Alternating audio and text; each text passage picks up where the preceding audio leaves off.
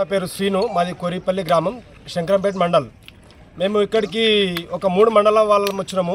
ప్రతి ఒక్క రైతు ఎకరా, 2 ఎకరాలు, 3 ఎకరాలు, 5 ఎకరాలు, 10 ఎకరాలు పెట్టాం. మొత్తం 248 ఎకరాలు పెట్టాం 3 మండలాల తరఫు నుంచి. మా ఆర్గనైజర్ ఏం చెప్పిండంటే ఎకరాకి 80,000 ఇస్తామని చెప్పేసి చెప్పడం జరిగింది. ఆర్గనైజర్ చెప్తే మేమేం చేసామంటే మేల్ ఫీమేల్ వరి వేయడం జరిగింది. వరి వేసినాము, క్రాప్ తీసుకున్నారు, వెళ్ళిపోయినారు. ఇప్పటి వరకు 9 నెలలు గడుస్తున్నది. 240 ఎకరాలు ఇప్పటి వరకు కూడా మాకు ఎంత ఎకరాకు ఒక 40,000, 45,000 వరకే వేసిర్రు. ఆర్గనైజర్ చెప్పింది ఏంటంటే 80,000 వరకు ఇస్తాం మీకు అని చెప్పి చెప్పడం జరిగింది. వీళ్ళు ఇవ్వడం ఏంటంటే 45,000, 47,000 ఇక్కడ వరకే ఇచ్చేసి మాకు సరి చెప్పే ప్రయత్నం చేసిర్రు. మేమేం చేసామంటే ఆర్గనైజర్ దగ్గరికి పోయినాం. ఒకవేళ ఆర్గనైజర్ ఏమైనా చేసిండా అని చెప్పేసి ఆర్గనైజర్ దగ్గరికి పోయి డీటెయిల్ తీసుకుంటే అతను ఏమంటాడంటే నాకు ఇక్కడ వరకే కట్టించారంటే, మేము ఇది 3వసారి ఇక్కడికి రావడం వస్తుంటే వాళ్ళు రాజకీయ సపోర్ట్తోనో దాంతోనో ఏదో మగ్గబెట్టి రైతులను నట్టేట ముంచే ప్రయత్నం చేస్తున్నారు. మీ ద్వారా తెలియజేయడం ఏంటంటే రైతులకు ఖచ్చితంగా సపోర్ట్ కావాలి. ఖచ్చితంగా న్యూజివీడ్ సంస్థ ఏంటంటే రైతులను తొక్కే ప్రయత్నం, ముంచే ప్రయత్నం చేస్తుంది. ఇది కరెక్ట్ అయిన పద్ధతి కాదు. కాబట్టి మీ ద్వారా తెలియజేసేది ఏంటంటే న్యూజివీడ్ సంస్థ ద్వారా ఎకరాకు 80,000 కట్టిస్తామన్నారు. బరాబరి ఎకరాకు 80,000 కట్టించేదాకా మేము తగ్గేదే లేదు, ఇక్కడ నుంచి వెళ్ళే ప్రసక్తే లేదు.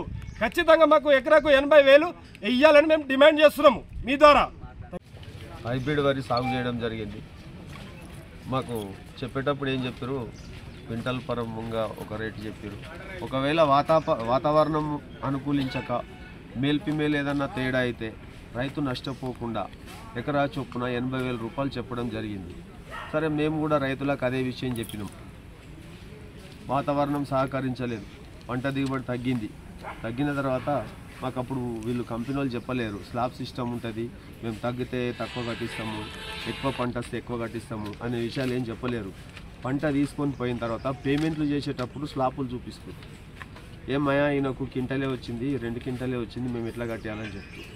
మరి ఆ విషయం మాకు ముందు చెప్తే మేము రైతులకు ఆ విషయం చెప్పి మేము ఒకవేళ చేస్తుంటే మేము రైతులతో పెట్టలేకపోతుంటుంది. ఇప్పుడు రైతులు వచ్చి మేము ఎవరైతే ఆర్గనైజర్గా చేసినామో మా ఇండ్లను ముట్టడిస్తూ వాళ్ళు మా ఇంటి దగ్గరకు వచ్చి పెద్ద న్యూసెన్స్ చేస్తున్నారు.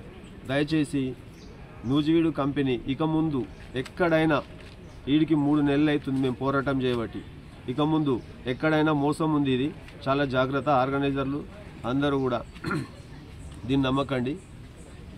మొత్తం అగ్రిమెంట్ ఉంటేనే సీడు చేయాలని కోరుకుంటున్నాను.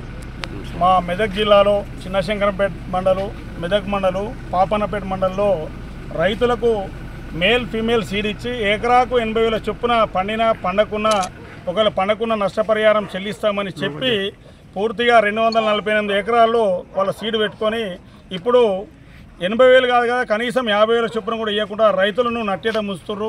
దానికి సంబంధించిన వాళ్ళ ఆర్ఎం గారితో మాట్లాడితే గతంలో ఏ ఆర్ఎం ఉన్నారో మీకు సీడ్ ఇచ్చేటప్పుడు ఆ ఆర్ఎం ఇక్కడ లేడు, ట్రాన్స్ఫర్ అయిపోయాడు తప్ప మాకు తెలియదు. మీరు రైతులు మునుగండి, రోడ్డు మీద పడండి అంటారు. ఇక్కడ కంపెనీకి వచ్చినాక గతంలో మా పెద్దలు కూడా, మా ఎమ్మెల్యే గారు, మా హనుమంతన్న గారు కూడా మాట్లాడి రైతులకు న్యాయం చేయాలని చెప్పారు. అయినప్పటికీ కూడా ఈ న్యూజివీడ్ కంపెనీ వెనుక రాజకీయ సపోర్ట్ ఉంది కాబట్టి వాళ్ళు రైతులను ముంచే ప్రయత్నం చేస్తున్నారు. ఈ జిల్లా కాకుండా ఇంకో జిల్లాలో ఇచ్చుకుంటామంటారు. మరి కోట్లాది రూపాయలు కొల్లగొట్టి కార్పొరేట్ ఆఫీసులు పెట్టుకొని ఈ న్యూజివీడ్ భాగవతాన్ని బయట పెట్టాలి. రైతులను ఏ ఒక్క కార్పొరేట్ సంస్థ ముంచినా ఊరుకోమ ఎట్టి పరిస్థితుల. ఇప్పుడు చట్టపరంగా మరి ఇప్పుడు కంప్లైంట్ చేస్తాం, భవిష్యత్తులో తప్పకుండా ధర్నాలు చేస్తాం.